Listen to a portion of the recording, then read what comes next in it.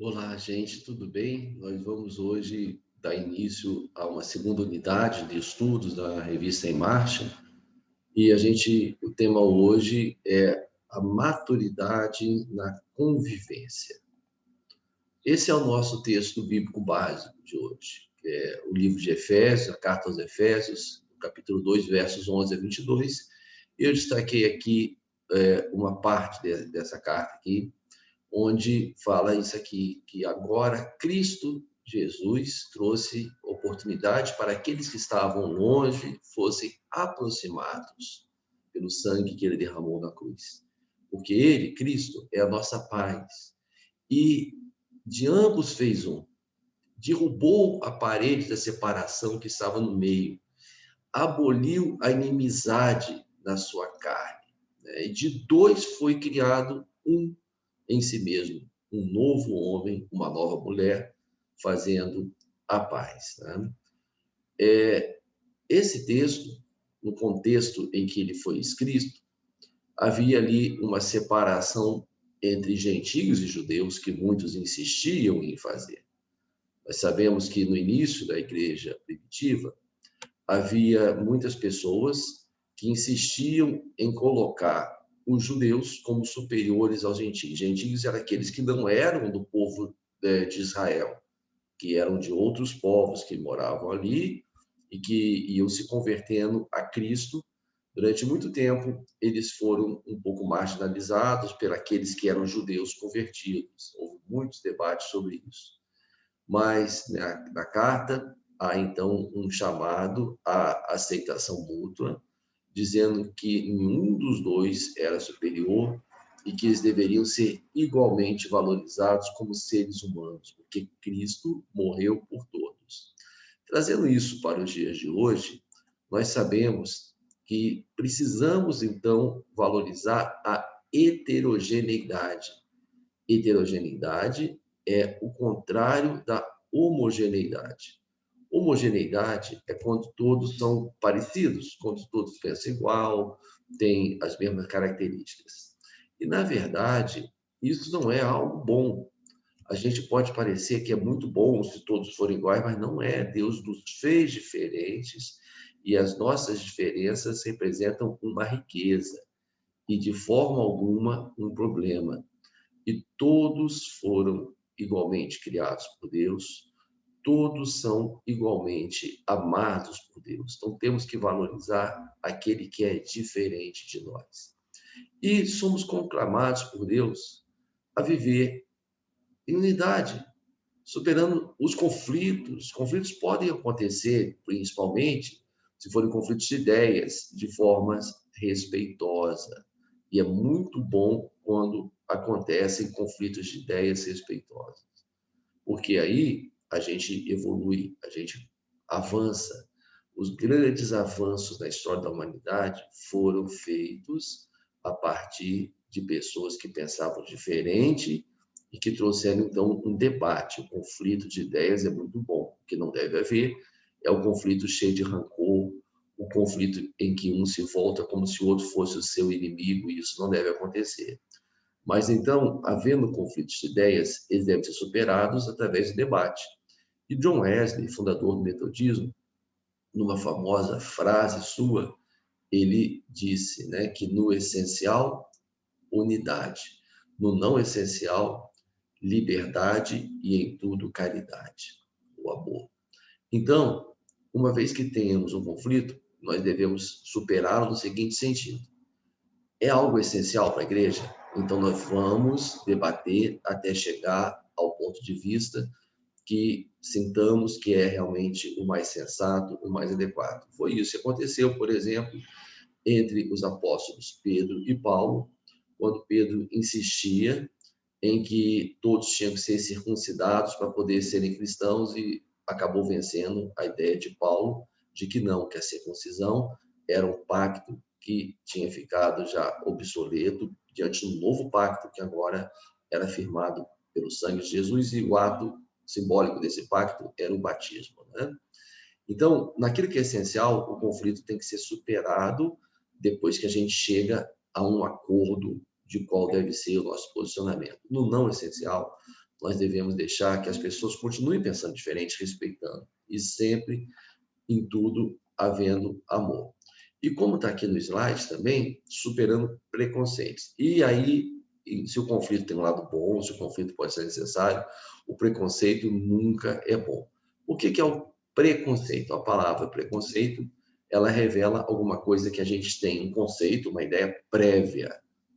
Ou seja, antes de conhecer a opinião do outro, antes de conhecer o outro, a gente já vem com o pé atrás. E existe muito preconceito. Infelizmente, a gente tem não só no mundo secular, mas dentro das igrejas tem muito, muito preconceito, sim. Vou contar uma história muito interessante acontecida aqui em Juiz de Fora.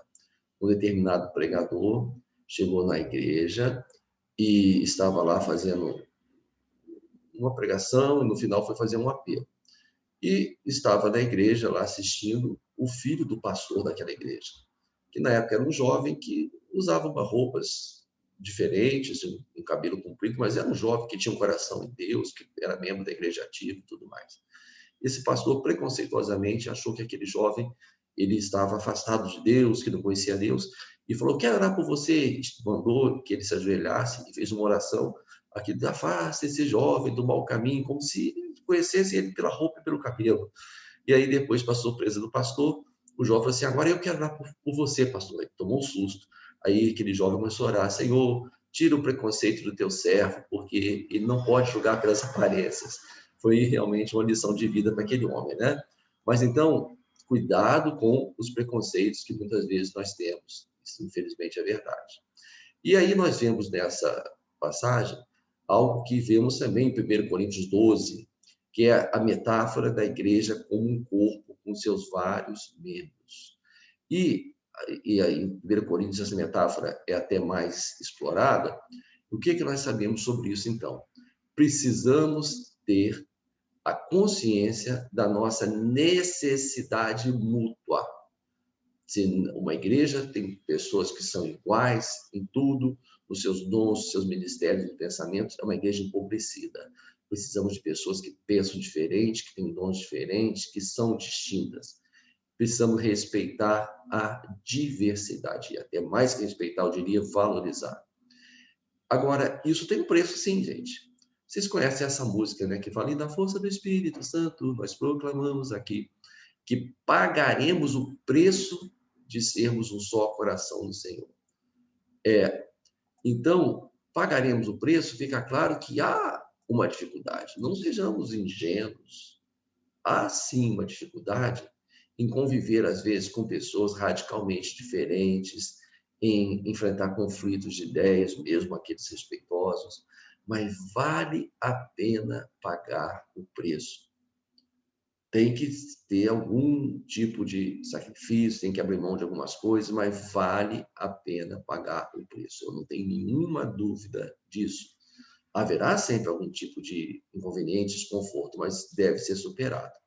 Outra coisa importante é que não apenas a ideia do corpo nos traz essa ideia de necessidade um do outro, com as suas diferenças, como em 1 Coríntios 12 fala, né, que um não pode falar que não precisa do outro, mas tem outra coisa forte: o cabeça é Cristo. E sabemos que um corpo pode ter várias de suas partes amputadas, que às vezes acontece por acidente ou por necessidade de uma cirurgia.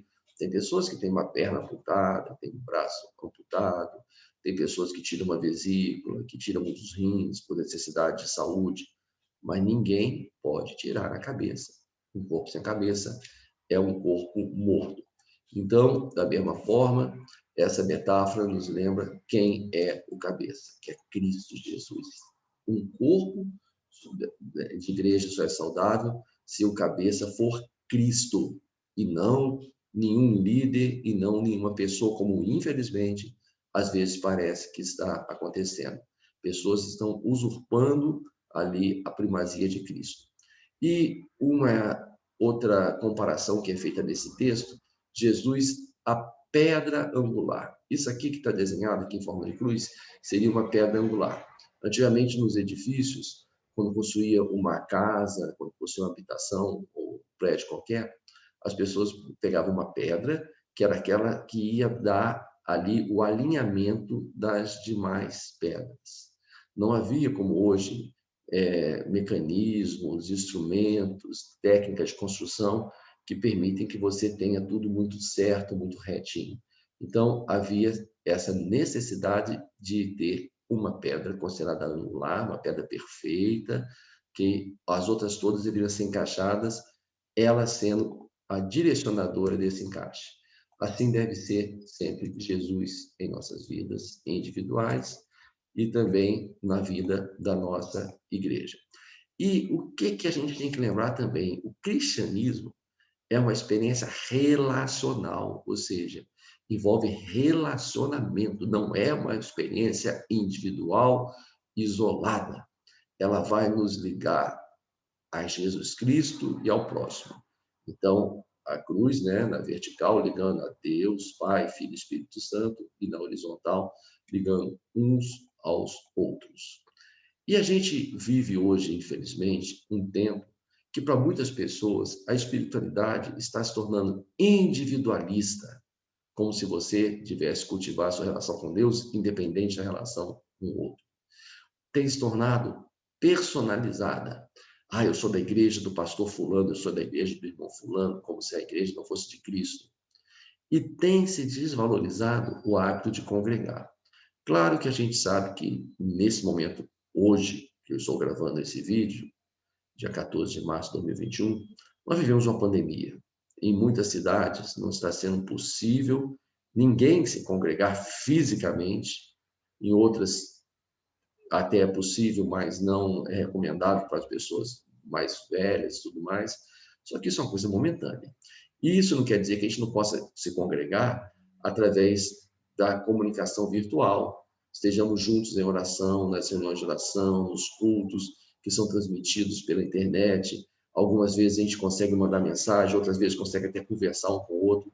Mas o fato é o seguinte, manter laços fortes. Nós não podemos fazer do cristianismo uma religião isolada de pessoas que vivem sua fé de modo individualista. Não é essa a essência, isso não é o cristianismo.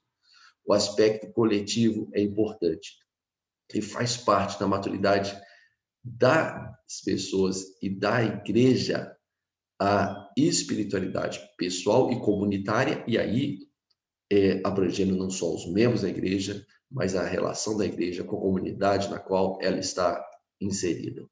E uma igreja madura é fundamental para que a gente possa amadurecer também. Agora, não é uma igreja sem problemas, não. Uma igreja madura é aquela que não tem problema, não tem debate, não tem discussões, não tem, de vez em quando, alguma atrito. De jeito nenhum. A maturidade não está em não ter problema, mas está em ter consciência que temos fragilidades, procurar suprir essas fragilidades, persistir na busca de crescimento. E é óbvio, seguir a direção de Cristo. E essa igreja madura, ela permite, então, que os seus membros amadureçam, ela vai promover constantemente o crescimento das pessoas, enquanto igrejas imaturas promovem muitas vezes o quê? O enfraquecimento da fé pelas chateações que as pessoas acabam experimentando, né? Uma igreja madura, ela entende que a existência dela, que as suas vitórias, as suas conquistas são pela graça e não pelos méritos de nenhum homem, de nenhuma mulher, de nenhum membro, de nenhum líder. Eu já vi muitas vezes, eu vou na igreja do fulano ou na igreja da ciclano, porque lá tem uma pessoa que ora de forma poderosa. Então, não, não. A igreja madura é a igreja de Cristo Jesus. E nessa igreja madura, todos são igualmente importantes. Ninguém deve ser privilegiado e ninguém deve ser desprezado. Você fala, você está falando uma coisa óbvia. Não. Eu já vi algumas igrejas, um movimento frenético, quando alguém importante, alguém famoso, alguém muito rico, olha, está ali presente e pode se converter. E às vezes até um desprezo quando entra uma pessoa muito humilde, mal vestida, ou quem sabe um mendigo, coisa assim, desprezado. Isso não é um ato de maturidade de cristianismo, né? E uma igreja madura, com certeza, está envolvida radicalmente com o anúncio do reino de Deus. Radicalmente é uma palavra que pode despertar assim um certo medo, não, radical, que a gente pensa em pessoas radicais com pessoas não sensatas. Não é nesse sentido. Radical é aquele que vai até a raiz. Nós estaremos até a raiz envolvidas com o reino de Deus.